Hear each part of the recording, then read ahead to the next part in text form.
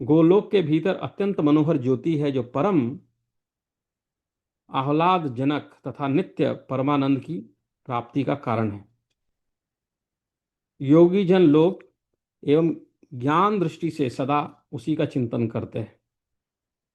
वह ज्योति ही परमानंददायक निराकार एवं परात्पर ब्रह्म है। उस ब्रह्म ज्योति के भीतर अत्यंत मनोहर रूप सुशोभित होता है जो नूतन नए जलघर के समान श्याम है। उसके नेत्र लाल कमल के समान प्रफुल्ल दिखाई देते हैं।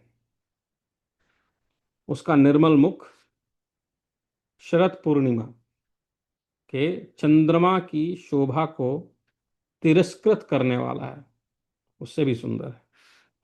उसका रूप लावण्य पर करोड़ों कामदेव निछावर किए जा सकते हैं।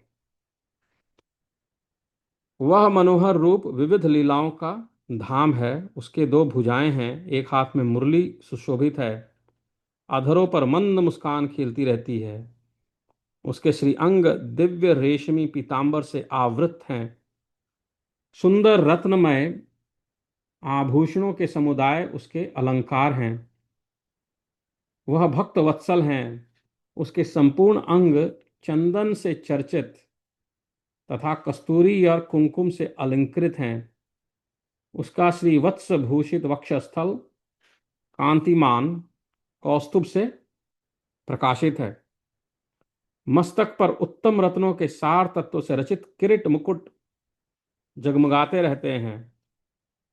वह श्याम सुंदर पुरुष रत्नमय सिंहासन पर आसीन है और आजानुलंबनी वनमाला उसकी शोभा बढ़ाती है। उसी को पर ब्रह्म परमात्मा एवं सनातन भगवान कहते हैं। वे भगवान स्वेच्छामय रूपधारी, अपनी इच्छा से जो रूप धारण करें, वो सबके आदि कारण, जहाँ से सब चीज शुरू होती है, वह सर्वाधार तथा परात्पर परमात्मा है। उनकी नित्य किशोर अवस्था रहती है, सदा यंग दिखते हैं, किशोर दिखते हैं। वे सदा गोप वेश धारण करते रहते हैं, करोड़ों पूर्ण चंद्रमा की शोभा से संपन्न है तथा अपने भक्तों पर अनुग्रह करने के लिए आकुल रहते हैं।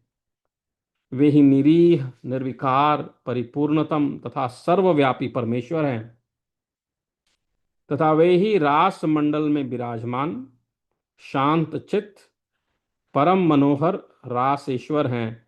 मंगलकारी, मंगल योग्य, मंगलमय तथा मंगलदाता हैं।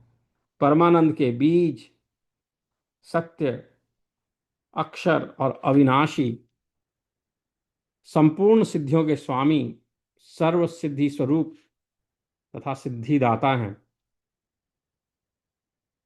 प्रकृति से परे विराजमान ईश्वर निर्गुण नित्य विग्रह आदि पुरुष और अव्यक्त हैं।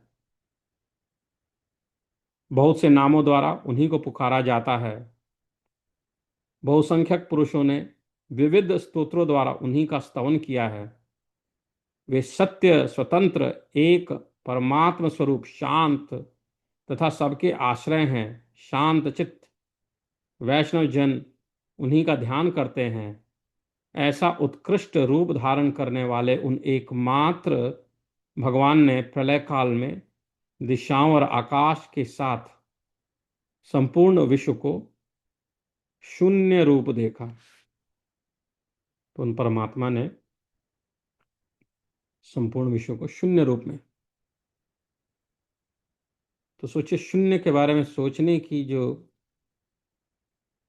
कहते हैं ना, जीरो दिया मेरे भारत ने, मेरे भारत ने, मेरे भारत ने, उस जीरो को, उस शून्य को समझने की सोच जो है, वह कम से कम, मैंने तो इतने ग्रंथ नहीं पढ़े हैं, पर ब्रह्म वैवर्त पुराण तो हजारों साल पहले की तो बात है ये।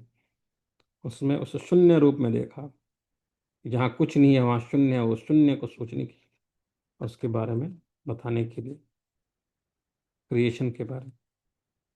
फिर बताते हैं सौती जी आगे कि भगवान ने देखा कि संपूर्ण विश्व शून्यमय है, जीरो है, कुछ नहीं है।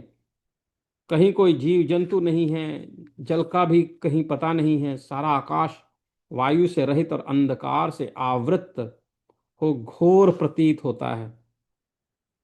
वृक्ष पर्वत समुद्र आदि से शून्य होने के कारण विकृताकार जान पड़ता है।